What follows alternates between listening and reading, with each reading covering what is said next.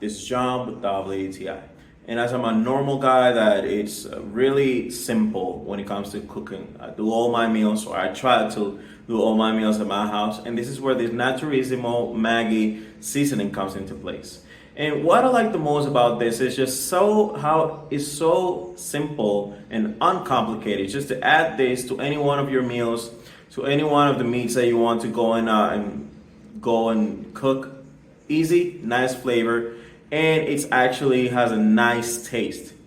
The way that I add this, just like every time I'm going to do like pork chops or going to grilled chicken or anything, just add a little bit of this, rub it in, and it just does the job perfectly. This reminds me a lot of how my mom, how she used to cook back in the day. She was pretty much simple like me.